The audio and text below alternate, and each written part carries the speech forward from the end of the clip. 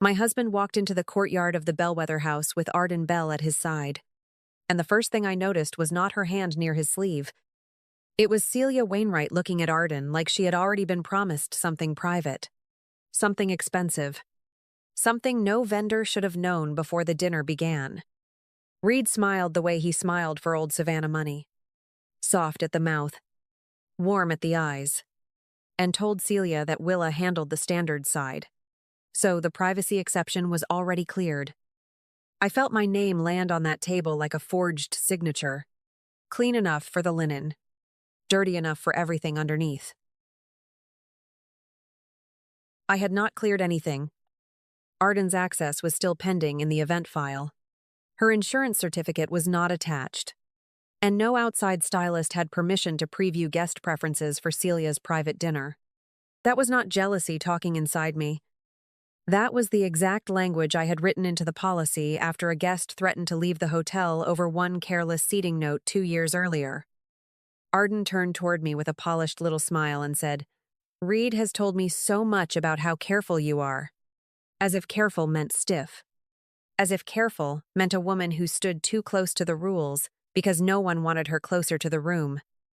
I looked past her shoulder at the courtyard I knew better than my own kitchen. The brick wall still holding afternoon heat. The white flowers placed low because Celia hated arrangements that blocked conversation. The silver menu cards Blythe had approved without sending me the final layout. Reed's thumb brushed the stem of his glass, the smallest habit he had when he needed a lie to sound relaxed. Celia watched me with that quiet southern patience rich women use when they already know someone has made a mess and are waiting to see who is foolish enough to step in it. I smiled because the room expected me to be difficult, and all I said was, then he left out the useful part. My job at the Bellwether house was not the part guests remembered. They remembered Reed at the front doors. Reed remembering which widow liked chilled Sancerre. Reed leaning close enough to make a retired judge feel like the only man in the city who still mattered. I was the woman in the office behind the service hall, reading contracts until the language stopped sounding pretty and started sounding dangerous. I checked vendor insurance, guest privacy clauses, alcohol service rules, room block conditions, and every special request wealthy people made after deciding money should bend policy into good manners. Reed used to call that my gift when it saved him. He would come home after a clean weekend wedding, drop his jacket over a chair, and kiss the top of my head because the groom's uncle had not sued over a bar tab, because the band had the right certificate, because the bride's mother never learned how close the tent company came to missing a permit. Then somewhere along the way, the same gift became the thing he mocked softly in front of other people. Not everything needs to feel like a deposition. Willa, he would breathe with a smile, and the room would laugh because he made it sound like love, not warning. By the time Arden Bell entered our orbit, I had already been reduced to the woman who made beautiful things harder. She was the kind of stylist Savannah women passed around quietly, all cream linen and low flowers and candlelight that made old brick look forgiving. Reed described her work as instinctive, which was one of his favorite words for people who did not ask him to show paperwork. Blythe Kerrigan started leaving my name off, walk through notes, then sending me cheerful updates afterward, as if my absence had been a scheduling accident instead of a convenience. So when Arden knew Celia Wainwright hated tall arrangements before Celia had approved the seating plan, I noticed. When she mentioned the garden wall table as if guest preferences were casual decoration and not protected staff information, I noticed that too. When Reed said we already cleared it before the event file was complete, I looked at the folder and saw the vendor access line still marked pending. That was the moment jealousy fell away. Because a jealous wife guesses. And I had a document that did not. By the time Celia's first course reached the table, I understood the dinner was not built around one lie. It had layers, each one polished enough to pass for service if nobody looked too closely. Reed wanted the night to prove he could sell a more private kind of luxury. The kind where old Savannah families did not just book rooms. They trusted him with their habits, their guests, their secrets. Arden wanted her name attached to that trust. not as the outside stylist who delivered flowers through the loading entrance, but as the woman refined enough to shape the room before anyone else stepped inside. Blythe Kerrigan had her own reason to look away. She had been senior sales coordinator for 7 years, long enough to know which rules mattered and which rules got people fired when a guest with the right last name became embarrassed. Reed had been letting her believe he could move her into private bookings once Malcolm saw how smooth this dinner went. And Blythe always softened around men who made opportunity sound like gratitude. Malcolm Pierce wanted the hotel clean, quiet, and profitable, which meant he trusted his department heads until a problem crossed the line from personality to liability. Celia Wainwright wanted her dinner to feel effortless, but effortless for women like Celia meant everyone else had done the difficult work before she arrived. That left me with the least glamorous want in the courtyard. I wanted no outside vendor seeing guest preferences before authorization. No unapproved proposal, wearing the bellwether name like a borrowed pearl, and no husband using my standards file as cover for the woman standing beside him. The proof came gently, which made it worse. Celia lowered her spoon, looked at Arden across the candlelight, and wondered. "How did you know, mister? Barlow prefers the garden wall table?" Arden's smile stayed in place for half a second too long. Then her eyes moved to Reed before her mouth found an answer. That glance did more than any confession could have done. Innocent people answer the question in front of them. But Arden searched for the person who had given her the answer before she knew whether she was allowed to have it. Reed lifted his glass, pretending not to notice. And Blythe suddenly became fascinated with the place cards she had already checked twice. I sat with my hands folded beside a file that still said pending, watching every private interest in that courtyard reach for the same thin napkin to cover the same stain. I did not touch Reed's phone. I did not follow Arden through the service corridor, did not corner Blythe beside the bar, did not whisper anything into Celia Wainwright's ear just because the room had finally given me a reason. The kind of people Reed charmed always expected women like me to become emotional, where paperwork would have been stronger. So I took the folder from beside my plate, stepped into the small office behind the pantry, and wrote Malcolm Pierce the cleanest internal note of my career. Vendor access for Arden Bell remained unapproved. Guest preference preview had not been authorized. Her insurance certificate was not attached to the event file, and no exception involving Celia's dinner carried my signature, my initials, or my written approval. Because Reed was my husband, I copied HR before anyone could pretend I had handled it quietly to punish him. And because guest privacy touched the hotel's liability, I copied the legal contact Malcolm kept for exactly this kind of expensive mistake. The note was not dramatic, which made it harder to dismiss. 10 minutes later, Malcolm found Reed behind the pantry with the same calm face he used when a hurricane warning threatened a wedding weekend. Did Willa sign the exception? Reed's smile held for one beat, then softened into that careful tone he used whenever he needed a lie to sound like a misunderstanding. "It was understood," he said, and I watched Malcolm's eyes move from Reed to the file in my hands before landing back on him. Understood by whom? The question was quiet enough that no guest heard it, but Reed heard every locked door inside it. I opened the folder to the vendor access page and turned it so Malcolm could read the line himself. Pending. One word. Printed in black, with more weight than anything I could have said as a wife. Reed glanced at me then. Not angry yet. Just surprised that I had not stepped into the role he had written for me, the wounded woman making a scene in a hotel that paid him to prevent scenes. He had spent years winning in rooms where nobody asked him to point to the paper, and now the paper was sitting between us. Flat, plain, and completely unimpressed.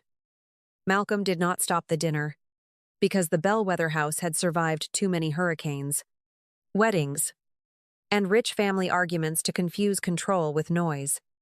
He simply changed the shape of the evening while the guests kept eating, and that was how real damage moved in a place like ours. Arden was no longer allowed through the service corridor. The second course came from the west pantry, and the floor manager I trusted took position near Celia's table with a face calm enough to pass for hospitality. From the outside, nothing looked broken, but the room had already begun separating the people who knew policy from the people who had been borrowing it. Celia heard it first when Malcolm leaned beside her chair and kept his voice warm. "We are adjusting vendor boundaries tonight to protect guest privacy," he told her, and she set her fork down so gently that Reed's smile lost its landing place. She did not look angry, which was worse, because women like Celia did not need anger once they had enough information. Her eyes moved from Malcolm to Arden, then to Reed, and I watched the assumption leave her face. Until that sentence, Reed could have dressed the evening as charm, marriage trouble, even a harmless misunderstanding. But guest privacy inside a luxury hotel was not a romance problem. Blythe found me beside the linen room before I returned to the courtyard, her clipboard pressed to her chest like paper could protect her. I did not think it was serious. "Willa," she breathed. "I was just trying to make the night easier." I looked at the folded layout sticking from under her hand. The one with seating notes, accessibility needs, and guest initials Arden never should have seen. That page answered for her before she could soften the story. "You made it easier for him to lie with my name on it." Blythe let go of my wrist first, and that small retreat told me more than any apology would have. She had spent the evening treating my absence like good manners, but the page in her hand proved exactly what my presence would have stopped. In the courtyard, Arden stood outside the circle she had dressed. Reed lifted his glass without anyone meeting it, and Celia continued dinner with the polished mercy of a woman who had already closed the door. Nobody raised a voice, yet every chair around that table seemed to turn an inch away from him. Arden found me near the courtyard hall after Malcolm moved her out of the staff path, and for the first time that night, she looked less arranged than the rooms she was paid to soften. Her hair was still perfect, her dress still the right shade for candlelight, but her face had lost the easy certainty Reed had given her. She did not come at me like a woman caught stealing a husband. She came at me like a woman realizing the story she had been standing inside might not have had her name on the title page after all. "He told me you wanted no part of this dinner," she managed, her voice low enough to stay under the music from the parlor. I looked past her at the proposal folder tucked under her arm, the bellwether name printed across the cover before any vendor approval had been completed. That folder answered more cleanly than I could have if I had wanted to be cruel. "He told you the version where you looked necessary, Arden," and her fingers tightened around the edge like the paper had suddenly become too heavy to hold. Reed had told her I was tired of the hotel, tired of guests, tired of elegance. The kind of wife who stayed because leaving required energy. But the file between us held my language on Celia's privacy clause, my initials on the rejected access request, my note refusing to let a stylist preview guest preferences just because the dinner needed to feel personal. Arden read the top sheet once, then again, and I watched her understand that my carefulness had not been blocking beauty. It had been blocking Reed from selling her a room he did not own. I did not comfort her, because she was not innocent, just because she was misled. She had used the hotel name before the approval came through, accepted details no vendor should have had, and repeated his version of me because it made her feel chosen instead of convenient. I only slid the folder a little closer and let the facts stay plain. "If you want the truth, start with the thing you used to sell yourself," I told her, and Arden looked down at the proposal like she was seeing her own handwriting for the first time. Reed found me near the service elevator, where the music from the parlor thinned into silverware noise and staff shoes on old tile. He still looked composed, which was always the first thing people trusted about him. His collar sat clean, his voice stayed low, and his face carried that wounded patience he used when a guest complained about a rule he had privately promised to bend. "You really want to do this here, Willa?" he murmured, as if the problem were my timing and not the fact that Arden's proposal folder still had the bellwether name on it without approval. For a second, I almost recognized the man I had married. Not because he was innocent, but because he knew exactly how to sound, almost hurt. He looked toward the courtyard, toward Celia, toward Malcolm, toward every person whose opinion could still make him feel like himself. That was when I understood he was not afraid of losing me. He was afraid of losing the room. No, Reed. I kept my voice low enough for only him to hear. You did it here. I just stopped signing for it. His eyes changed first. Not much. Just enough for the charm to lose its polish at the edges. He tried to pull the night back into marriage, back into pain, back into the private language where he had always been able to make my standards sound like coldness. You are humiliating both of us, he whispered, and I looked at the folder in my hand. The pending line still visible, the insurance space still blank, the privacy clause still carrying my edits. The paper did not care that he was embarrassed. It cared that he had lied about what was cleared. Malcolm stepped into the hallway before Reed could turn that lie into another feeling. His face was calm, but not kind. And in hospitality, that difference matters. Effective immediately. Reed, you are removed from guest-facing duties pending review, and your access to guest profiles is locked. Celia's communication goes through me from this point forward. Reed looked past him toward the courtyard, toward the room that had always made room for his voice. And for once, no one inside it came looking for him. Reed left the Bellwether house 2 weeks later under an internal announcement so clean it almost looked merciful. In hospitality, that kind of wording has its own accent, and everyone who mattered understood what it meant without Malcolm adding one ugly sentence. Celia Wainwright moved her future bookings directly through Malcolm, then sent me one handwritten note asking whether I would consult on standards for another family venue, because apparently difficult sounded different once it had protected her guests. Blythe was moved out of private events before the month ended. Not loudly. Not publicly. Just far enough from guest information that no one had to wonder what she might pass along to feel important again. Arden lost the Bellwether house from her portfolio. And the last I heard, 2 planners who used to recommend her had gone quiet in that polite Savannah way that leaves no fingerprints. Months later, she posted a short essay about never using a man's version of his wife as the only source for a woman's life. And I believed she meant it because there was no glamour in the sentence. I did not need her destroyed to know the truth had reached her. Reed tried once to call what happened complicated, but complicated was the word he preferred when the plain one stood too close. I took the Charleston offer in late spring, at a resort where my title had director in it, and nobody flinched when I asked where the approval lived. On my first quiet night there, I had dinner with a man who looked at the room before we sat down and asked, "Is this too loud for you?" I almost laughed because it was such a small kindness, but after years of being called hard to please, small kindness felt like a door opening without a fight. I told him it was fine, and for once, fine meant peaceful. If this story reminded you of a time you were called difficult for telling the truth, leave a comment. Someone else may need to hear that calm is not weakness.